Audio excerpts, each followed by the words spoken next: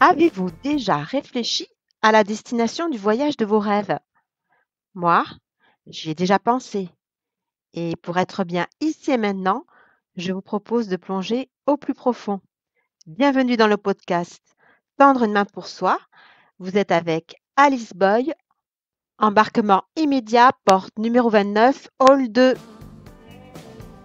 Well, who am I to keep you down? Le 17 novembre 2018, environ 282 000 personnes investissaient les ronds-points aux quatre coins du pays. Le mouvement des Gilets jaunes est né spontanément d'une indignation et d'une colère vécue par des millions de Français. Il est le fait de citoyens ordinaires qui, pour la plupart, n'avaient jamais appartenu à une formation politique et n'avaient même pas l'habitude de manifester. Ce mouvement a été inédit de par son ampleur à l'échelle du territoire, outre-mer inclus, que par la diversité sociale des manifestants, loin de se réduire aux seules couches populaires du pays. Il y a donc eu tout pour surprendre et déstabiliser les responsables politiques du pays. Les Gilets jaunes sont des femmes et des hommes en panne de travail, de reconnaissance et de respect, et ils ont ainsi lancé un appel au secours, un SOS.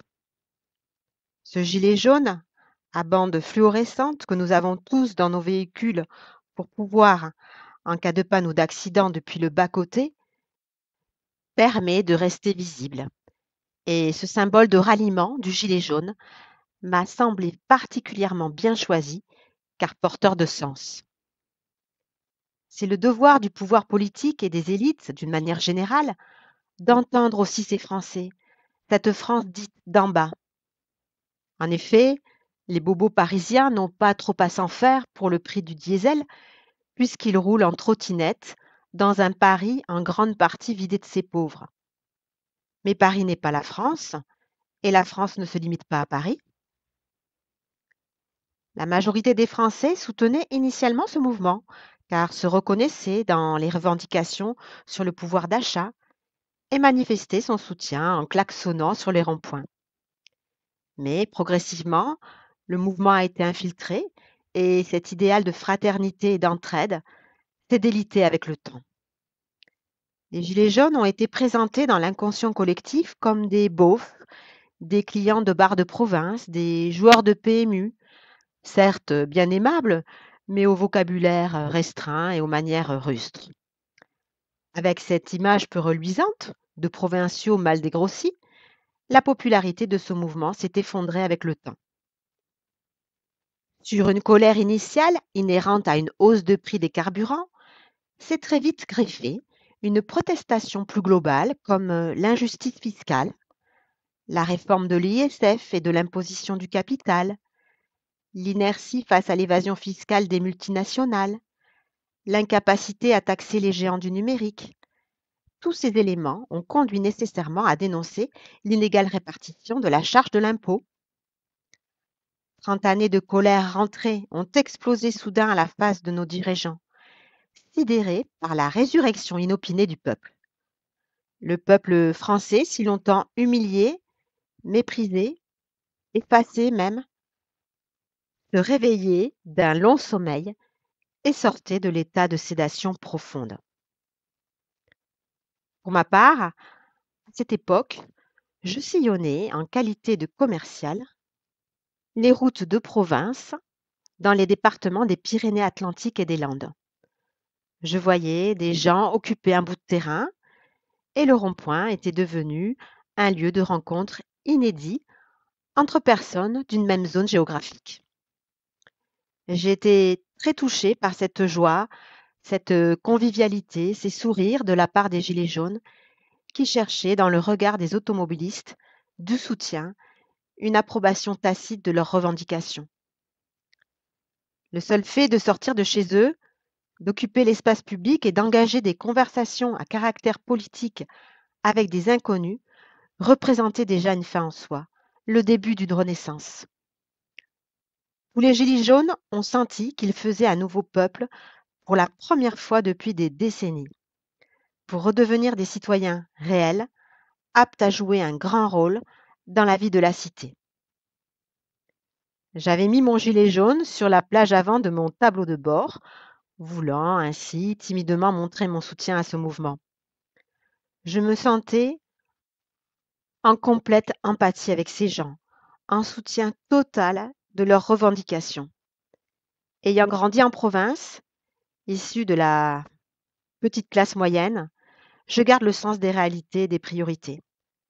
Je me sens très proche de la France d'en bas. Je suis davantage émue par des propos peut-être maladroits, des personnes parfois marquées par la vie, mais tellement authentiques et sincères qu'elles parlent avec leur cœur et surtout sans cette insupportable langue de bois.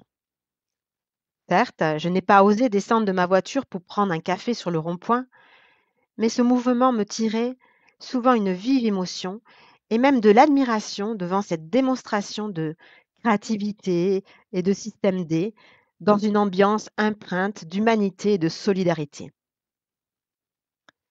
Je n'oublie pas que certains de ces gilets jaunes ont perdu un œil, une main, un bout de visage ou leurs dents.